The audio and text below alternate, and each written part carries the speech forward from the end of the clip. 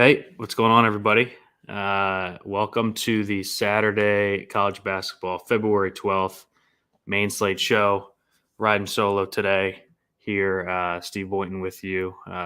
Free show on the Run Pure Sports YouTube. Hope everyone's having a good week. Excited for this weekend of games. We have an interesting slate here. Lots of good games later in the day. Before we get going, I do want to mention, since this is a free show, Run Pure Sports is currently running a promo code SB56. It's 56% off your first monthly payment. Includes the bet side, which is great, and Saber Sim projections. So that's in honor of Super Bowl 56, honestly. So that's a great deal. You should hop on that. Expires Sunday. Interesting slate here. We got 12 games. I only have about an hour, so I'll hop right in. The first game here, Texas A&M at Auburn. Texas A&M 75th at Ken Palm, Auburn 7th at Ken Palm. Ken Palm's got it 77-63 Auburn. Auburn is 72nd in tempo. Texas A&M 232nd in tempo. So a little bit of a discrepancy there. Auburn coming off the loss earlier this week, obviously. Tough game at Arkansas. Clear home bounce back spot here. They've really struggled on the road, especially in the last month or so. They squeaked out that Bama win, squeaked out the Ole Miss win, almost lost at Missouri. Almost lost at Georgia, and then did fall in overtime against Arkansas. This team still hasn't lost in regulation. Obviously, a top 5-ish team in the country, facing an A&M team that's kind of spiraling lately. They've lost 7 in a row. They started 4-0 in conference play. They're now 4-7. A&M really gets hurt on the defensive glass. They're last in the SEC in defensive rebound percentage, also last in the conference in 3-point percentage defense. So just something to note there going into this game. As far as plays, I don't see that much on the A&M side. Buzz Williams does play a deep bench, as we know. Henry Coleman's at 6'4", but that Auburn interior defense is top 10 in the country. So, you're playing Coleman for the rebounding and the minutes. He's played 32 plus in 2 straight.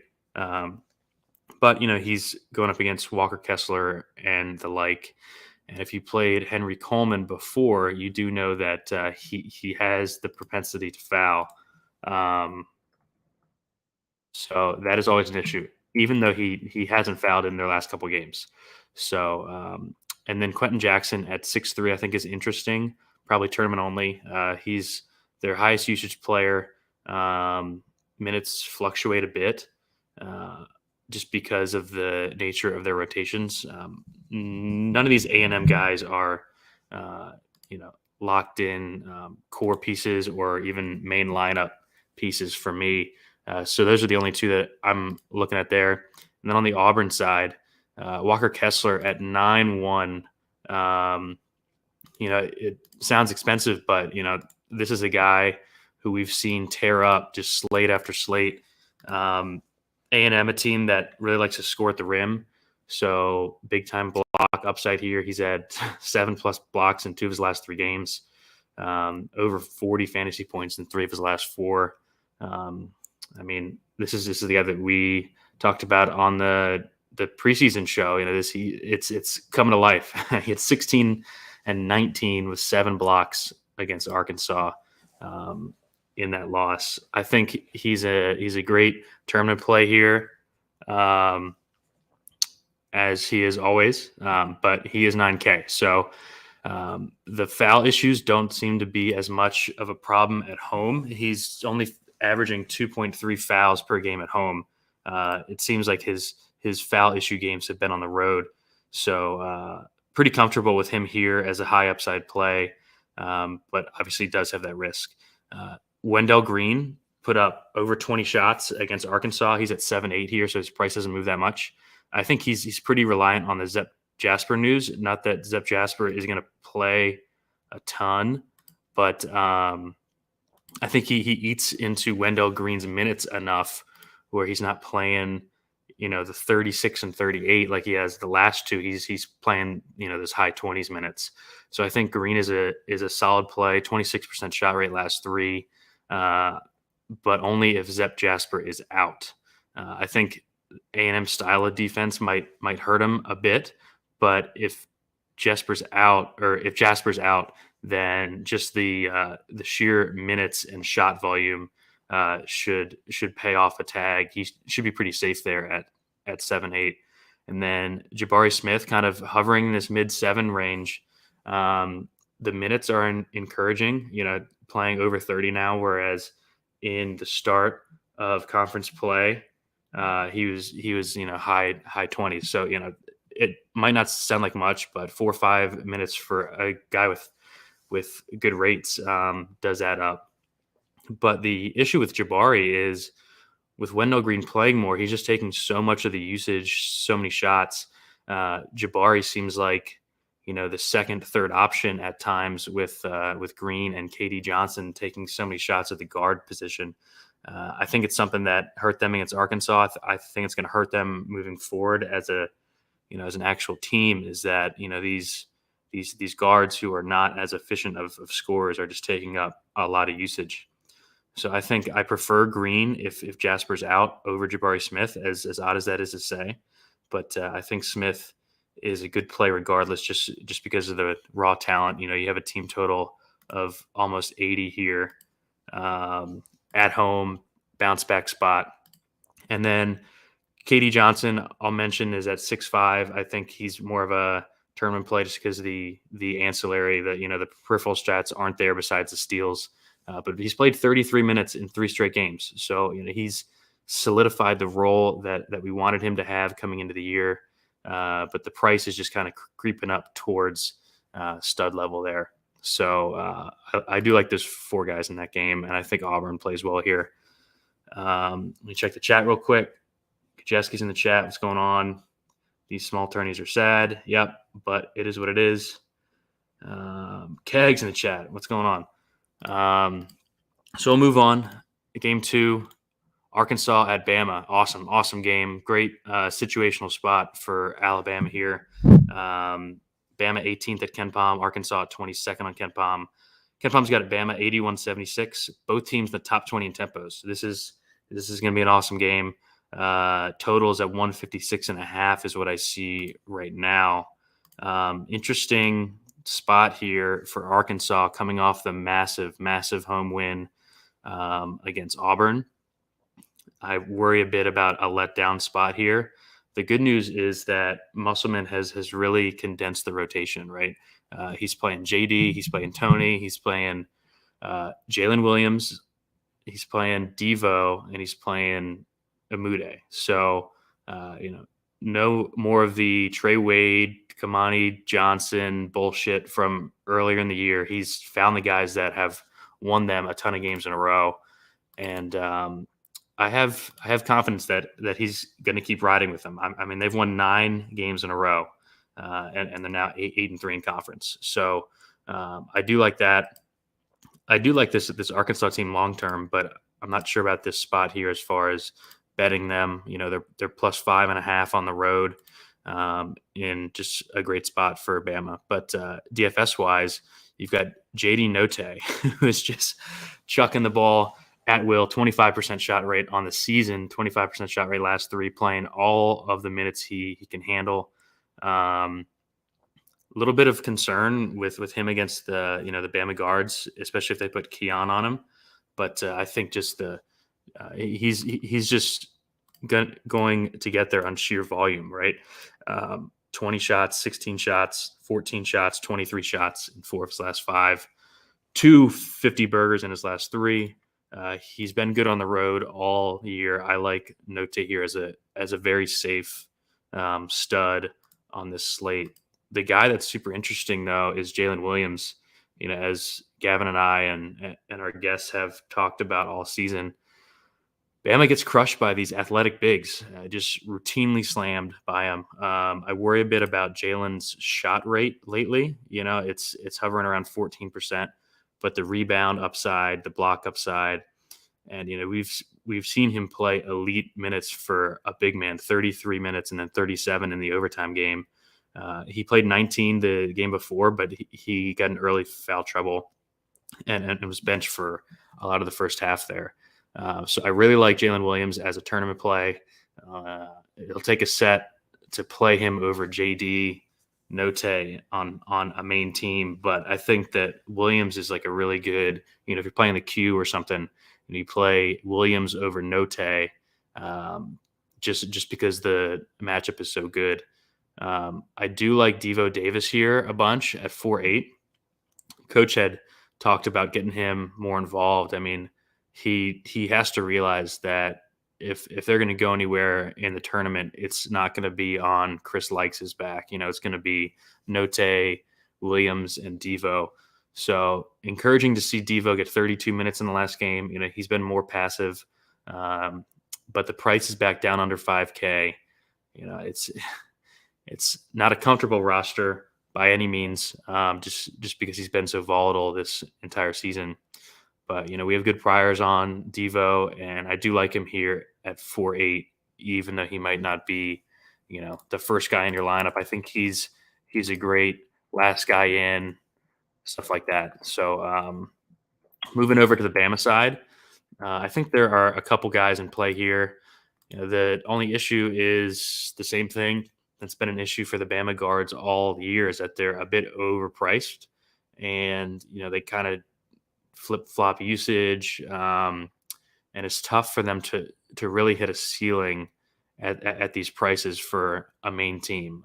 But a game environment like this, a 157 game total, 82 team total, is kind of where you want to use these guys, especially in tournaments. He got Shaq at 8.4. He's kind of pulled away as the shot leader, 22% last couple. But he's going to have to score to get you there. His peripherals, as we've been talking about for the last couple weeks, the rebound rate early was kind of hollow, and we've seen that really come down lately. He's not going to get you many assists or anything either. So Shaq is your scoring reliant GPP option. Keon is your glue guy. He's going to produce across the board. Hasn't really had a big game lately, and his minutes have kind of started to bleed a bit. I'm not really sure why, but that is at least somewhat concerning. Quinn, I think, is my favorite play on Bama. Javon Quinterly. The shot rate is up. The assist rate is up. I think he's playing the best of anyone on the team right now. 1 second.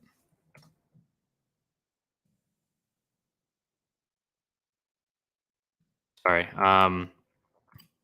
And his minutes are solid. So I think Quinn is the safest play, and I think that he's got upside at that price just around 7K there. Davison's price for me is too close to Quinterly and Ellis to really consider outside of just like a full game stack. And then I don't think I'll be playing Bama forward roulette against Arkansas, whose real strength defensively is inside with Jalen Williams and the backup forwards that they do have. Moving on, game 3, Texas at Baylor. Awesome real-life game. Not a great DFS game, obviously. Texas 14th at KenPom, Baylor 5th. KenPom's got it Baylor 67-62. Texas bottom 10 in tempo. LJ Cryer continues to be questionable for Baylor here. I haven't seen him practice or anything, so I assume that he's out. I might be interested in betting Texas if this gets to a higher number. It's at 5.5 right now. But as far as DFS, we've seen Timmy Allen and Marcus Carr and Courtney Ramey basically play the entire game for Texas, but a team total around 60, tough to pay, mid to high 6K for Carr and Allen, as good as the two have been in their last couple games. But they're in consideration just because of the minutes. And Allen was was awesome the other night. Christian Bishop has played a lot more of late, as Beard has pretty much just phased out Dylan DeSue. I think he's playing through an injury right now. He's played 29 and 26 minutes their last 2 games. He's under 5K here. They need his size, especially against Baylor. Nearly a 30% rebound rate here. I think Bishop is an interesting cheap play on this slate. And then on the Baylor side, Akinjo really played well in their game earlier this week. Played 35 minutes, so that's good to see. The shot rate is up above 20%, which, I played Akinjo twice this season. One was the game where he got injured and put up like 3 fantasy points, and then one I think was his first game back when he was super cheap and did nothing. So Akinjo has burned me a couple times playing Texas. I'm not going to be on him here. If Cryer misses, I think Flagler is fine at 6K. Not, a great play by any means, but he is going to play a lot. So I think he's a good GPP shooter. Very talented for the price. Just a tough matchup. We'll keep it moving here since we got to hit 12 games. Oklahoma at Kansas. Oklahoma 32nd at KenPom, Kansas 6th at KenPom. He's got it Kansas 77-67. OU tries to slow it down to 262nd in tempo. Kansas top 70 in tempo. Just trying to pull it up real quick. Yeah. Oklahoma's defense has kind of taken a step back in conference play. They started the year real hot defensively. Kansas has actually been the best effective field goal percentage defense in the Big 12 so far. So I would be a bit careful with OU guys coming off the big win earlier this week. Well, I'm not sure I would call it a big win, but it was their first win in a while. They had lost 7 of 8 before that.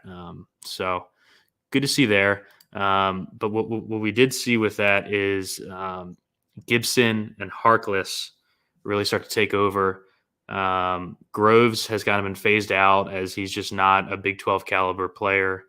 He was fine for Eastern Washington, but he just can't compete in the Big 12, and their coach has seen that, and he's now got to being phased out of the offense. So Gibson, Harkless, and Goldwire are basically the engine of this team right now. I'm not sure what to think about any of them because I kind of think they're all the same type of player DFS wise. Would probably just take the cheapest one with Harkless if I was going to any. But at Fog Allen, I'm not going out of my way to play any Oklahoma guys on a main team. Jalen Hill will probably project well, but he played more because Groves was in foul trouble. I would be weary of the 34 minutes last game. And then on the Kansas side, same deal we've been struggling with for over a month now. Agbaji and Christian Brown played so well in the non-conference that they've just been almost 9K now for over a month. And, their rates are good, but they're not elite of the DFS sport good. So tough for me to get to either of them on a main team. I would prefer Christian Brown just because he does more peripherally. Agbaji is just more of a pure scorer. So, but Jalen Wilson finally is seeing minutes, 30 plus in a couple straight now, playing very well. Really good rebounder. His rebound rate's over 22% last 3. The only issue is that his price is starting to creep up.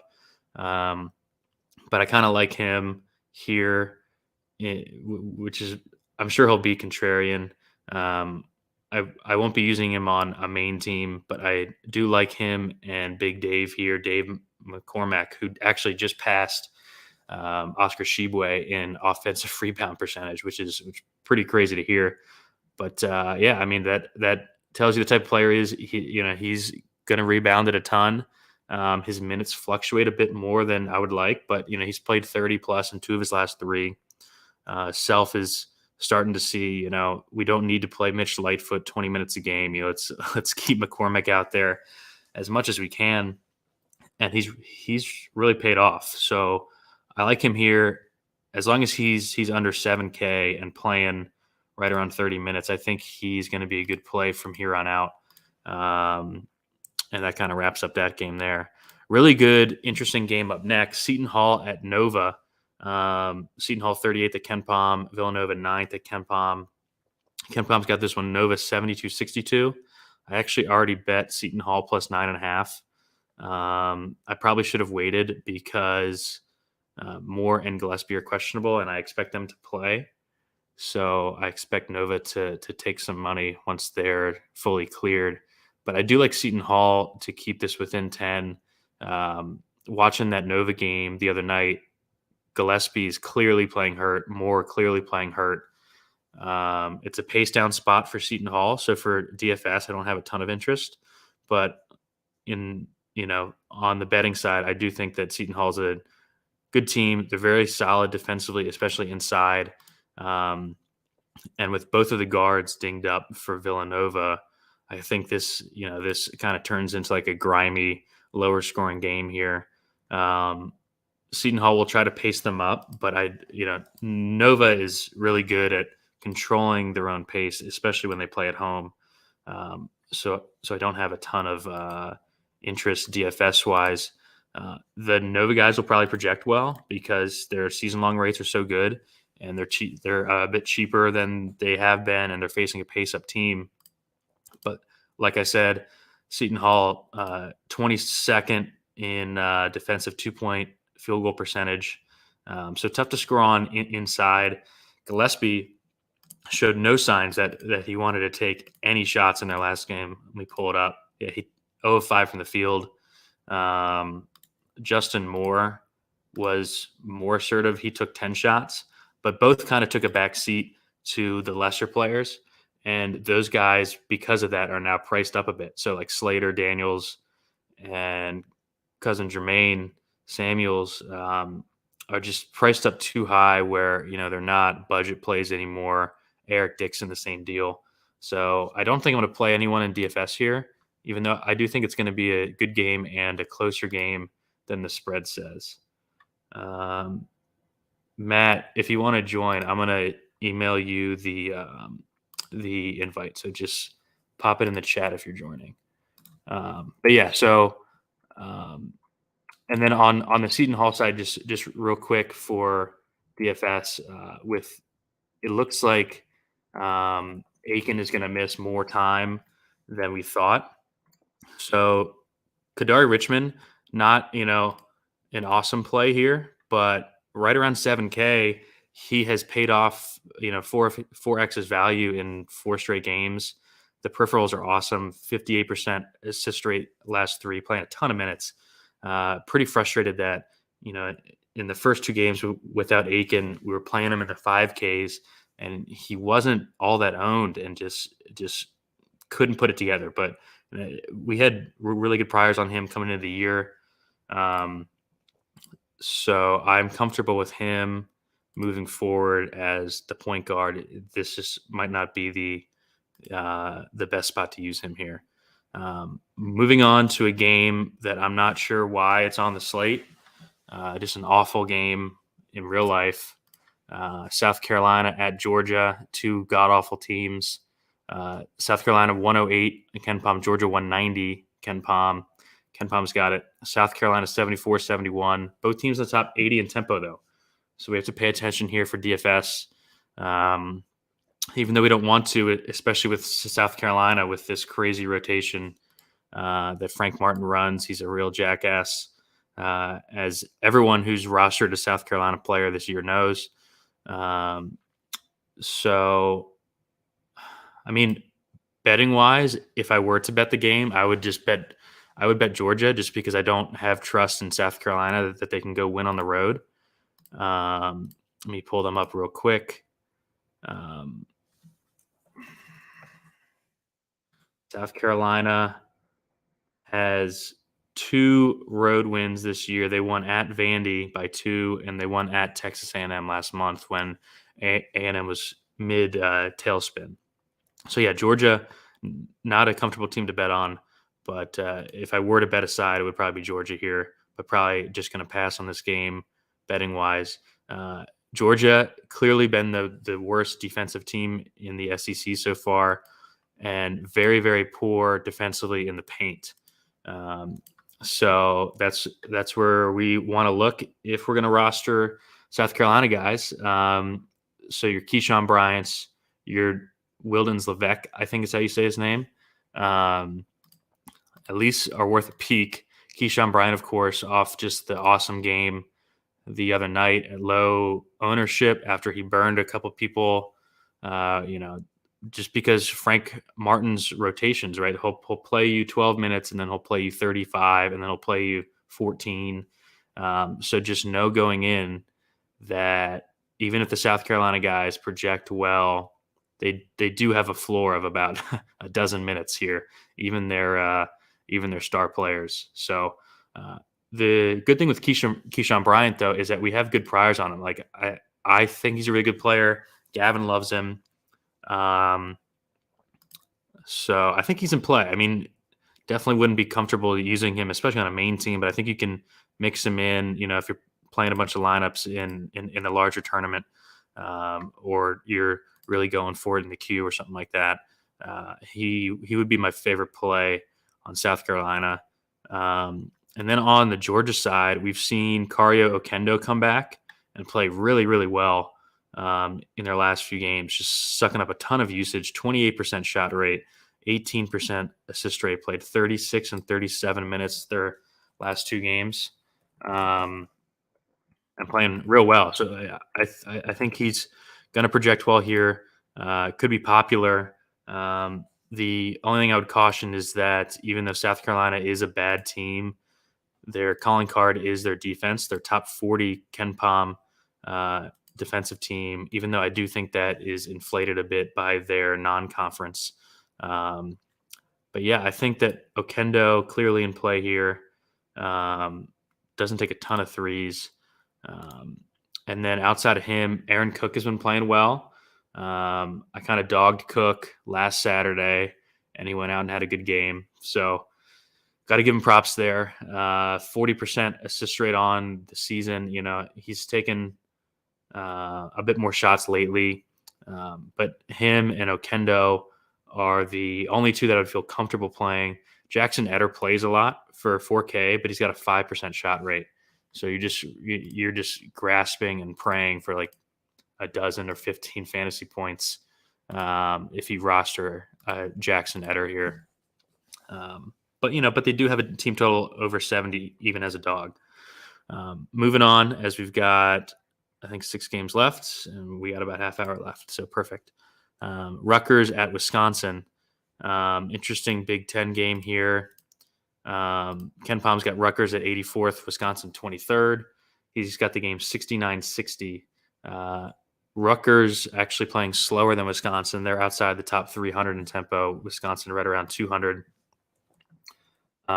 Rutgers is coming off a couple of pretty good wins in a row. They beat Michigan State last Saturday and then beat Ohio State. So kind of a letdown spot here for Rutgers. Wisconsin at home, I think they play well here.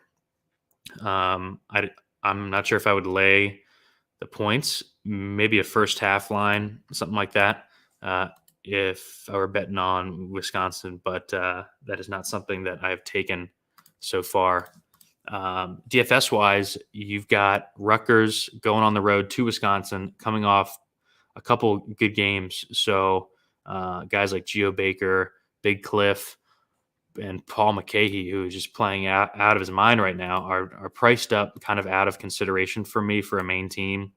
Hard to ignore what McCahey's doing lately. I just don't buy that it's real. We've got a lot of evidence that he's just not that good of a player. And now, you're not rostering him at 5K with the hope that he repeats rates that he hasn't backed up in years. You're paying 6.5 for him. So you're playing him over guys who are pretty close to to being studs. So not really on anyone from Rutgers here. Everyone who watches this or follows on Run Pure knows that I'm not a Ron Harper guy. Definitely not playing him on the road.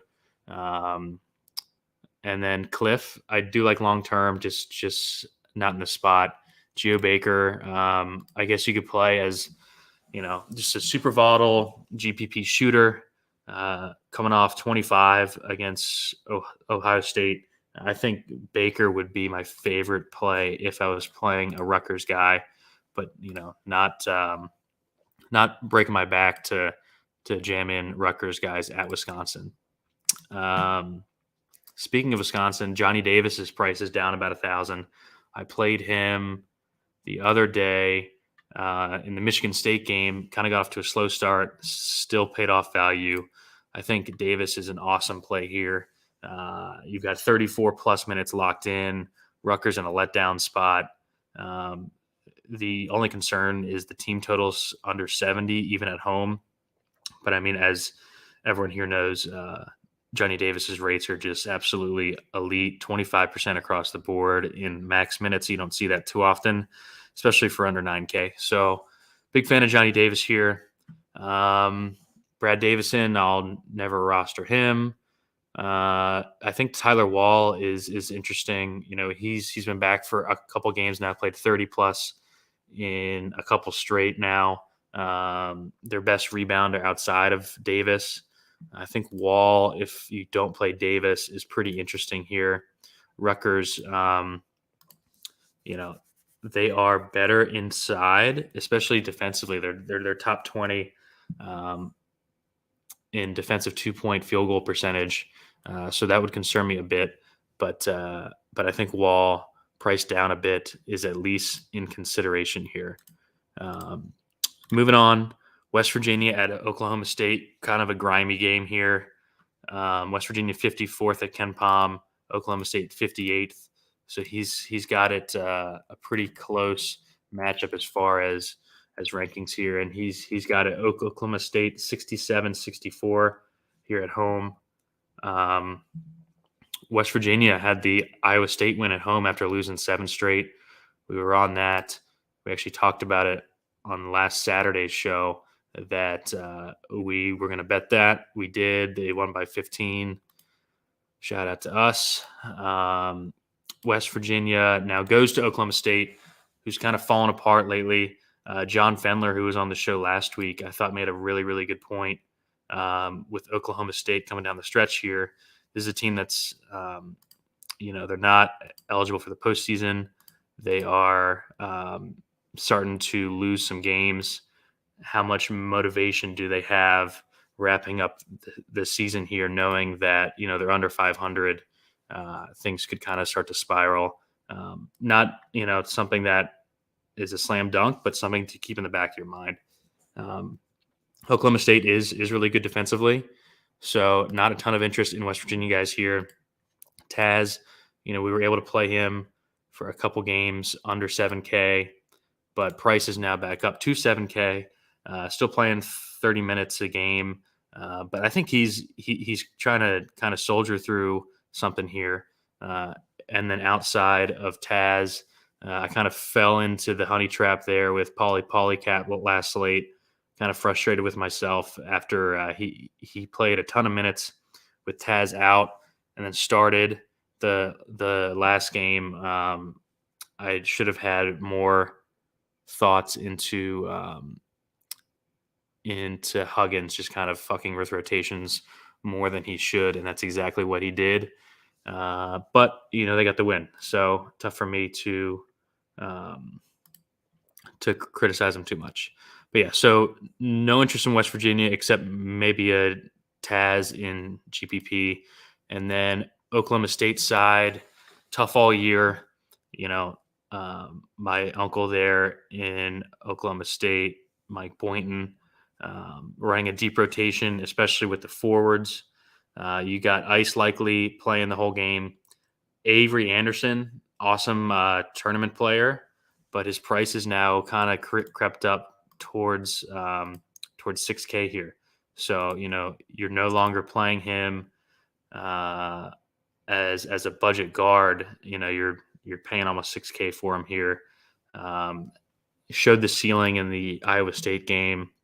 Since then, just kind of mediocre performances. So I think he's a middling play. Let's call him that. Outside of those two, I don't have a ton of interest. You could play like a Cisse in a tournament, but I don't get too excited to jam in 18 to 22 minute forwards at 5K on 12 game slates. So we'll just move on here to a game that I really like: Florida State at North Carolina. Ken Palm's got Florida State 95th, UNC 45th. He's got it UNC 77-69. Pace up spot here for Florida State on the road. We've seen Leonard Hamilton without Polite and Osborne really give the keys over to Caleb Mills and the freshman Matt Cleveland, who have played a ton since those two guys are out. They have lost a couple games in a row now. Gavin last weekend was waxing poetic about how important Osborne is, and you've kind of seen it. They've lost 5 games in a row since he was out. They're 13-5. Now they're 13-10. The loss of Osborne has really hurt them, especially defensively. So these UNC pieces here are going to be very attractive. And UNC, as everyone knows, plays fast and doesn't play great defense. So this one kind of lines up perfectly for a ton of DFS plays. And we've got Leonard Hamilton. His hands are kind of tied behind his back because he's running out of players to use. Thank God. So you got Matt Cleveland. He's played 38 and 35 minutes the last 2 games. 20% shot rate last 3. Good peripherals. Good rebound rate. I think he's a really good play at 6'7". Caleb Mills, I played him last Saturday. He was awesome. He's one of my favorite plays on this slate here at 6'5". We know the minutes are locked in kind of no matter what. I think Cleveland, there's at least some concern in the minutes, but I don't think that Leonard Hamilton can afford to take Caleb Mills off of the floor. And he gets a pace-up game. UNC gets killed by dribble drive, as Gavin was talking about last show or 2 shows ago. Just the perfect situational or matchup spot for Caleb Mills. He's going to shoot the ball a ton, 24% shot rate last 3. Minutes are there. Price is playable. Love Caleb Mills here. Last Saturday, everyone was on John Butler. I kind of got lucky. Well, I had him in all morning and then pivoted off of him. He gets hurt, but comes back and played 26 minutes in their last game on Wednesday against Pitt. Had some foul issues. So I think, he fouled out in 26 minutes. So I think there's upside for about 30 minutes here. He's not the most involved guy, but, his price is still low. Good game. I do like John Butler, going back to John Butler here. Hopefully some people are scared off of him based off of what happened last Saturday. And then I think you can play Raekwon Evans as like a floor cash type of play at 5-2. Going to the UNC side, I played Baycott nearly every slate that he's been on this year. Kind of got unlucky again in the Clemson game. I guess that was Tuesday. Got off to a hot start, had a great score at halftime, fouled 4 times in like 9 minutes in the second half. Maybe it's a little more than 9, but I think that he puts up 50 plus if he doesn't foul there late. Really slowed down, still put up 43.5 fantasy points here. Florida State, their front court has pretty much eroded with the injuries. I think Baycott is a premier spend again. If you watch the preview show, I had him as preseason ACC Player of the Year, first team All-American preseason. He's not that quite, but he'll probably be third team All-American and will definitely be first team All-ACC Big Baycott fan. I think he plays really well here. Manic was super popular on that Tuesday slate. Rates are awesome. He didn't have the best game. His price didn't really move. I think you can go back to Manic here, especially in a game stack. I think this is a great game stack game for tournaments. I think you can play Manic. He had 30 plus in 6 of 7 before that clunker last game, and he still played 37 minutes and took 12 shots. So I think that Manic was kind of unlucky to not get there last game. And then the guard I prefer is Caleb Love over RJ Davis. He's got the shot right over him. He's got the assist right over him. The ball's just in his hands more. They're kind of the same play. I just trust Love's upside more than RJ Davis, but I do like the two forwards more than the two guards here. So yeah, lots of plays in this game. I believe it's a 2:00 Eastern tip, so it's a bit later in the slate. Really like that one, and also like the next game coming up here, Miami at Wake Forest. Miami 70th at Ken Palm, Wake Forest 29th at Ken Palm. Coming into the season, people probably wouldn't have thought that this would be an interesting game in mid-February, but it is. I mean, Wake, I think, is better than their Ken Palm ranking. Miami has struggled a bit of late, but they're a good team overall.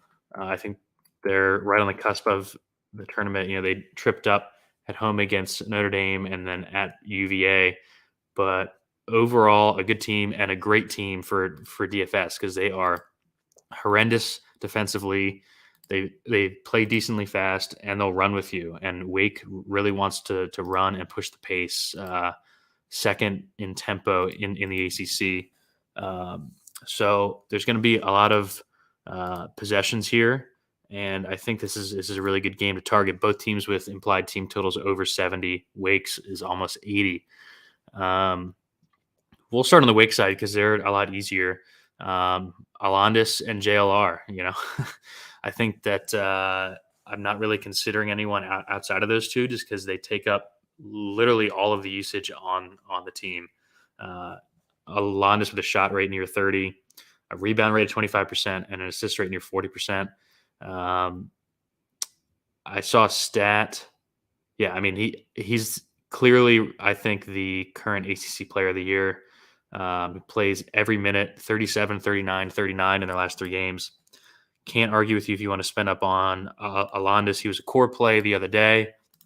Got off to a super slow start and ended up with, didn't play that well and ended up with almost 40 fantasy points. So probably the safest floor on the entire slate is Alondas. The price is tough and the value I'm not sure is as great as a lot of the Saturday slates that we've seen. We've talked about 9 or 10 games now, and there haven't been a ton of 4 or 5K guys that I really like. Laravia, I think, is kind of playing himself into like draft pick consideration. He has been awesome. The peripherals are super reliable, 25% rebound rate, 35% assist rate. He doesn't shoot it as much as Alondas, but he's a walking double threat, even a triple-double threat. And Miami is super weak defensively, especially inside. Jordan Miller is questionable for Miami, which is a huge thing that we'll get to here in a second. So yeah, I think that either Alondas or Laravia, having one of them in your lineup, probably a good way to go tomorrow. We'll see if we can afford them. I haven't built anything yet. So going to the Miami side, pace up spot, great spot for McDusty, who I just I don't ever play. His peripherals have kind of evaporated recently, which is kind of odd to see. He was the reason he was crushing early on is because he was a reliable scorer, but he was really rebounding the ball well. His rebound rate's almost 20% of the season. He's still playing good minutes, still has a 25% shot rate, but a 4% rebound rate last 3. Kind of odd to see Wardenberg and Anthony Walker, who we'll talk about in a second, are taking up a lot of those rebounds. I think that McGusty is a good play here. I just would be a bit concerned about the peripherals, but the prices under AK have no issues playing him here. I am an Isaiah Wong guy. Would probably play Wong over McGusty here, even though it's probably not right. Wong's going to play the whole game. He's got the 20% shot rate, but more of a GPP style player just because he tends to be more shot reliant than McGusty. So not sure if I'll get to either of them here, but they're both fine. Charlie Moore, I'm not playing him, even though he has had a good year. But the interesting spot is Jordan Miller being out the last game. He is questionable here. I'm not sure if he has practiced. He had like a leg injury, and the important thing is that when he was out, Anthony Walker and Bensley Joseph kind of not split his minutes, but both played more because of it. I think Anthony Walker is the direct beneficiary if Jordan Miller's out. He played 26 minutes last game. He's at 4K. We haven't seen that much value here. He's been a really good rebounder in his career, and I think that he kind of steps in and plays 25 plus minutes here. I think Bensley Joseph played some for Charlie Moore last game because Charlie Moore is in foul trouble. So I think that if you're looking at the minutes the last couple games, you see Bensley Joseph popped up for 28 last game. I think that has more to do with Charlie Moore and McGusty actually being in foul trouble than it does with Anthony Walker being out. But you could take a shot on the freshman there. But I think that Anthony Walker is the safer play. He did start against Georgia Tech, so yeah, he started directly for Jordan Miller. So the only issue is this game is one of the later ones on the slate, and if Miller plays, then Walker's pretty dead. We've seen Walker play 15-ish minutes with Jordan Miller in there. So it's tough to wait on news, especially for what is looking to be like a chalk play. But Walker definitely my favorite cheap play so far that we have gone through. Moving on to another great game, better real life game than DFS game, I think. Indiana at Michigan State. Ken Palm's got Indiana 41st, Michigan State 25th. He's got at Michigan State 69-65. Both teams between 140 and 180 tempo. 133.5 total here. We saw earlier in the week the Indiana news kind of upset the slate. We got the late news after lock that 5 guys were suspended. It was I think the last game of the slate or one of the last games on the slate. And we just continue to see over and over again that if you're not in love with a play early, you can wait. A lot of times news will really open up value, better plays later in the slate that are inherently lower owned. So that was a really good reminder of that with the Illinois news. I think it was Wednesday. Anyways, all 5 of those guys are expected back here, which muddles up the guard situation. We saw Trey Galloway play really well.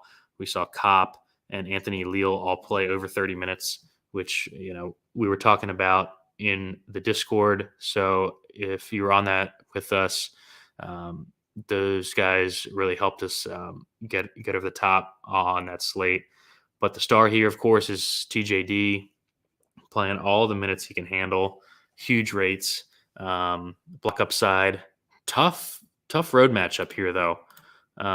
Michigan State inside is tough with Bingham and the likes in there.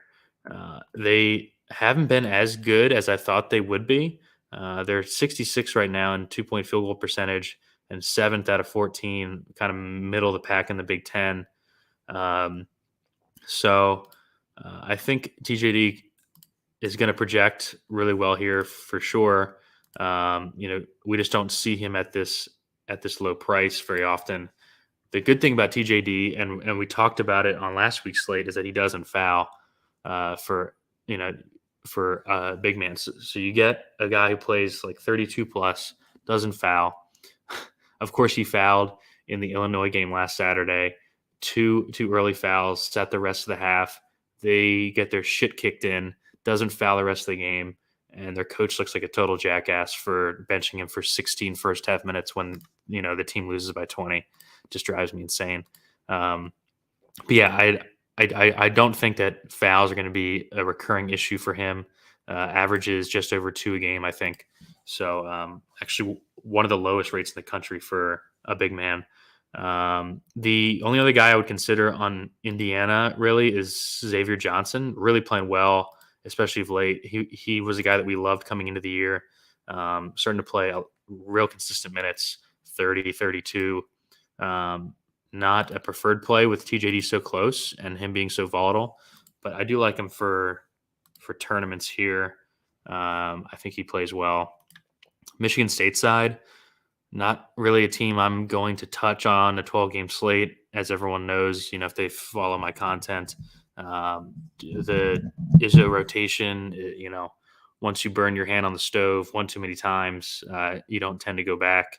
The only guys consistently playing 30 plus are Max Christie, who does nothing while he's on the court, and Gabe Brown, who's basically a shot reliant wind sprinter, who's 6K. So no real interest in anyone on Michigan State. I guess you could play Gabe Brown at 6K. It would be tournament only. Just not a guy that I trust to consistently get there for me. So that's all from that game. We'll go to the last one on the slate. Interesting to include this one, but kind of glad they did. Memphis at Houston. Memphis 53rd at KenPom. Houston 4th at KenPom. Houston 78-65 is the projected score. Huge pace-up spot here for Houston at home, coming off the game that they really blew the other night at SMU. They had a 15-point lead. I thought they were just going to skate home, and they give up 85 points. So huge bounce back spot here. I love that Memphis is taking money. I'm going to bet Houston here. I think it's moved from 11 to 9.5 already. People just love to bet on this shitty Memphis team. I have no faith in them. I think they're a bad team. Awful coach. Huge rotation, 0 interest in DFS. Playing a Memphis guy or a Michigan State guy on a 12-game slate takes total stones. I guess you could play like a DeAndre Williams would be probably my only real interest here. It's just, he's over 6K, and you're running into a Houston defense that is absolutely elite. The best defense in their conference. They're 14th in adjusted defensive efficiency at KenPom, and 8th in 2-point defensive field goal percentage. So probably won't try to, jam my head into the wall trying to play a Memphis guy, but I do have interest in the Houston side. With the huge pace up, I think there are 3-4 guys in play here. The only thing of note with Memphis's defense is that they are better in the paint. They're 12th in defensive 2-point field goal percentage, which is, something to take note. But I do like Fabian White here, regardless, at 8K. With the injuries to, Sasser and Tremont Mark, everyone thought that Houston was just going to go and die. But what it has done is allow them to play guys who I think are also pretty good. Fabe White, Jamal Shedd, Taze Moore. These are good players too. and they're playing a ton of minutes. So you're seeing Fabe White has played 36, 32, 37 the last 3 games, 20% shot rate, 27% rebound rate. I think he's a really interesting late hammer here. At 8K, he's priced, the same as like a Jalen Williams, a JD Note. And not that many people know who he is. Plays a ton of minutes, like I said, has shown, 35, 40 plus upside here. I don't think he's, a jam him into your main lineup guy, but I think he's safer than people think in this spot at home. Huge bounce back spot here for the entire team. We saw Jamal Shed have an awesome game. I think it was Wednesday night. He had 12 assists, played 37 minutes. So I think he's in play here. He's in the low 7s. He'll be super low owned, coming off 2 really good games in a row, shooting the ball more. Josh Carlton will project decently. I don't love his minutes. He's more of a mid-20s minutes guy, so a little more risky. I would rather just try to get up to a Shed or a Fabian White, and then Taze Moore played all 40 last game, 23% shot rate. I think that these are guys who you can definitely mix in if you're playing multiple teams. Get a late game hammer. It is the last tip on the slate, and all 4 of these guys have 30, 35 plus fantasy point upside at what I think will be super low ownership. So yeah, that's the slate, and hot damn, under an hour.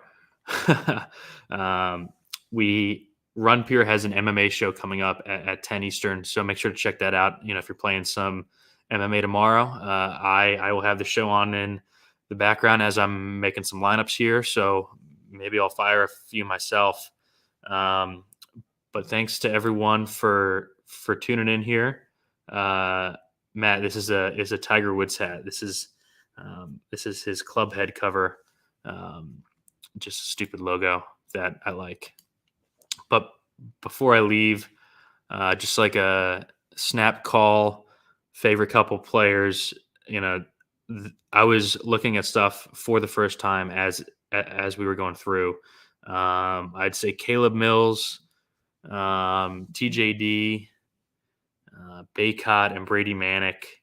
And then if we do get that Miami news, I think Anthony Walker, awesome value play, will likely be, if people want to wait on the news, will probably be one of the higher owned guys on the slate. So thanks for hanging out, everyone. If you're a Run Pure Sports member, I will be in the Discord all morning, as I usually am, firing in the lineups and news and so forth. And if you're not, you can become a member. We have a promo code going on right now for the Super Bowl. SB56 gives you 56% off your first monthly payment, and that includes SaberSim projections and the Run Pure Bet side. Those guys do an awesome job.